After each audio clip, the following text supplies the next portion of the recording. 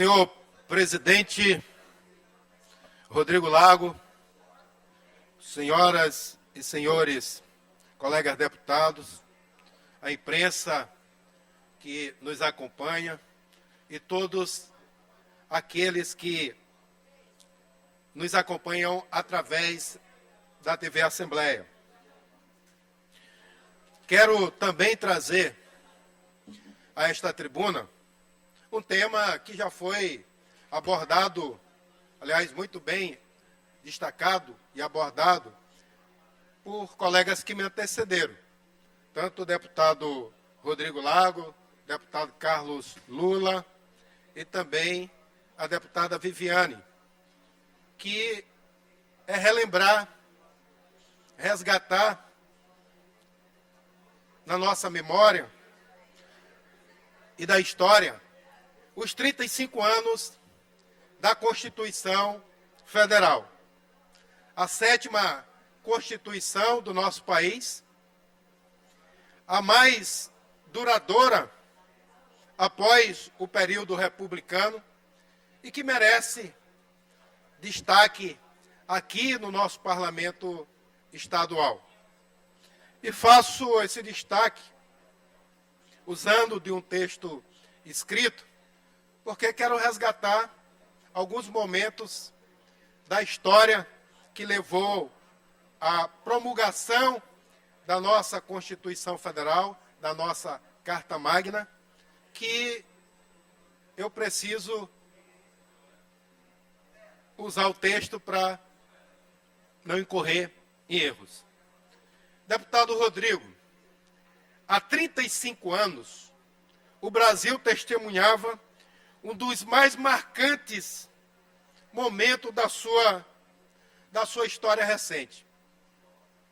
A Assembleia Nacional Constituinte era instalada no Congresso Nacional, lá em Brasília, em 1º de fevereiro de 1987, com uma missão histórica. Qual era essa missão? A elaboração da Constituição Federal, que viria a ser carinhosamente chamada, deputado Neto, de Constituição Cidadã. O nome Constituição Cidadã não é mera casualidade, mas sim um reflexo da audácia, da determinação do povo brasileiro na busca de um país mais justo e inclusivo. Essa Constituição foi forjada em um período de transição política, como foi já relembrado aqui, e marcou o momento da redemocratização do nosso país. E esse período de transição era o convívio que se antecedia de 21 anos com a ditadura militar. Um período em que vozes foram caladas, parlamentos foram fechados, a autoridade se impunha com a força do Estado e muitas vidas se perderam naquele período, em função do regime autoritário implementado em nosso país em 1964 pelos militares. Senhores deputados, esse processo que levou à elaboração da nossa Constituição, a voz do povo brasileiro foi essencial.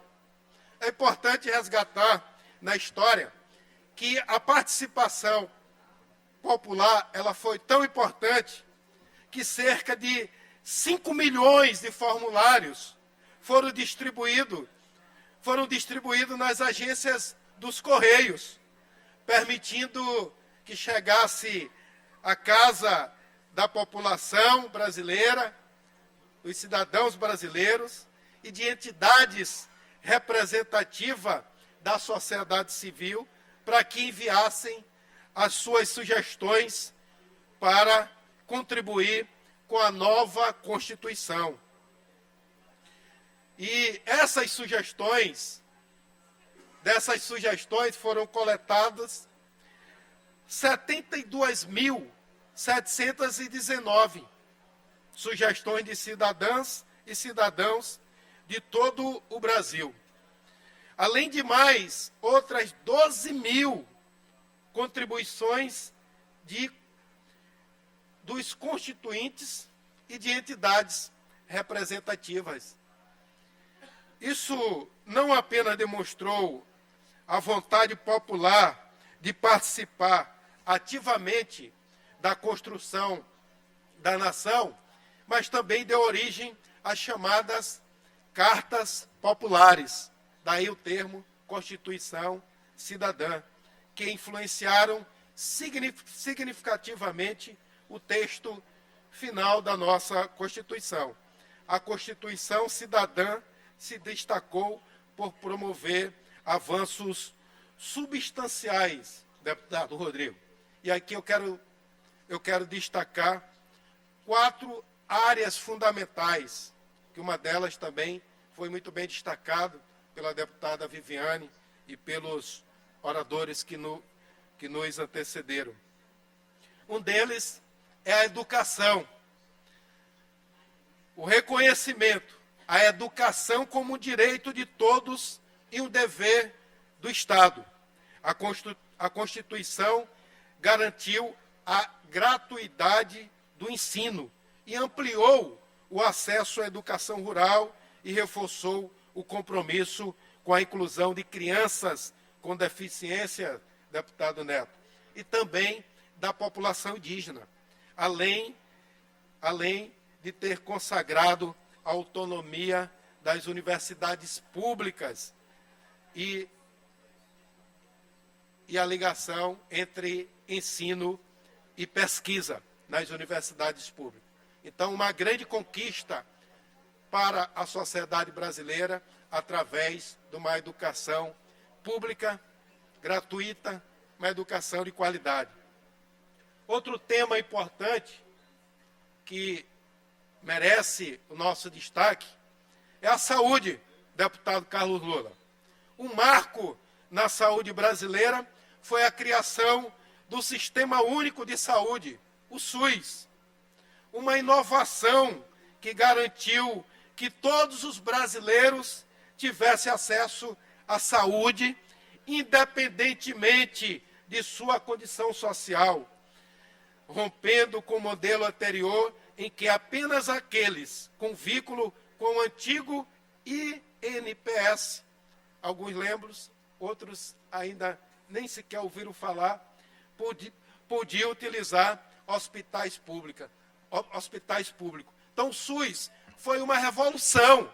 E no Brasil, quem faz transplante, por exemplo, de coração, de rins, de fígado, faz de graça. Nos Estados Unidos tem que pagar 5 milhões, 6 milhões, 4 milhões para ter acesso a um transplante, que aqui tem a fila, mas o acesso é gratuito. Isso foi uma conquista da Constituição Cidadã. Outro destaque é na área do trabalho, colegas deputados. A Constituição de 1988 trouxe melhorias significativas na legislação trabalhista, unificando salário mínimo em todo o território nacional. A partir da Constituição, não se estabelecia mais estados mais ricos com salários maiores no que diz respeito ao mínimo. O mínimo foi uma garantia para todos os trabalhadores em todo o território nacional, reduzindo, inclusive, lá estabelecido na Constituição, reduzindo a jornada de trabalho, ampliando a licença maternidade, estabelecendo um mecanismo de proteção contra demissões arbitrárias e fortalecendo as relações sindicais, estendendo-as também a todos os servidores públicos do Brasil. Outro ponto que merece destaque é o meio ambiente. O meio ambiente não poderíamos também de resgatar nesse momento histórico para nosso país, em comemoração dos 35 anos da nossa Constituição, o meio ambiente. Reconhecendo a importância da preservação ambiental, a Constituição dedicou um capítulo ao meio ambiente. E lá exigia avaliação de impacto ambiental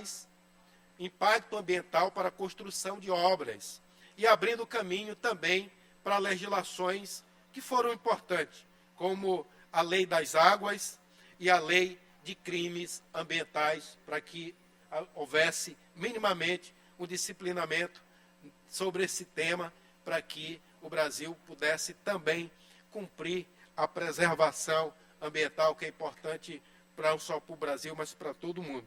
E quero também destacar que a Constituição preveu a demarcação de territórios indígenas, assim como demarcação de comunidades remanescentes de quilombos. As comunidades quilombolas também tiveram essa previsão lá na Constituição de 88, que posteriormente precisou ser regulamentada. Além, é claro, de dizer da importância das propriedades, elas cumprirem a sua função social. E lá estabeleceram os requisitos, o que é cumprir a função social. Então, a propriedade privada, ela tem que ser produtiva, sob pena de ser suscetível à reforma agrária, caso não cumpra a sua função social. Isso também foi um importante legado da Constituição. Portanto, da Constituição de 1988.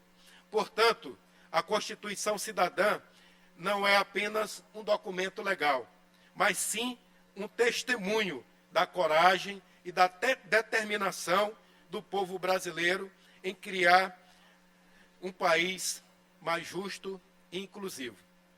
Ela é o resultado da participação, como já disse aqui, ativa da sociedade brasileira, que acabou moldando o texto final da Constituição.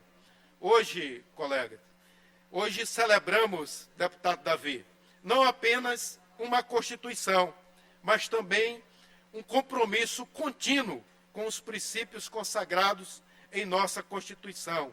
Nosso país continua a trilhar o caminho em direção a um Brasil mais justo e igualitário, que valoriza a educação, a saúde, o trabalho digno e a proteção ao meio ambiente. Por isso, viva a nossa Constituição cidadã, deputado Lula, e viva o nosso querido Brasil. Deputado Zé Inácio, quero parabenizar o discurso de Vossa Excelência em defesa dos 35 anos da nossa Constituição, da Constituição Cidadã, de uma Constituição que não reconhece a virtude ou bem a qualquer aspecto da política. É fundamental a gente entender que todas essas dimensões faladas por Vossa Excelência, seja na saúde, na educação, no cuidado com povos e comunidades tradicionais, no cuidado com a pessoa idosa, hoje é dia de valorização da pessoa idosa, seja a possibilidade da gente hoje divergir, né? Eventualmente até eleger alguém que não gostava da Constituição, tal como foi escrita. Isso só é permitido porque a gente teve a Constituição de 88. A gente tem de lembrar o que antecedeu 88. Lembrar 1964. Lembrar o que representou os atos institucionais. Lembrar que a gente não tinha direito de se filiar a partido político. Não tinha direito de divergir, não tinha direito de criticar. A gente não tinha direito de eleger prefeito de capital, governador de estado, presidente da República. O período que a gente viveu, pós-64, é um período sombrio. E a gente tem de relembrar todos os dias, para ele não mais voltar.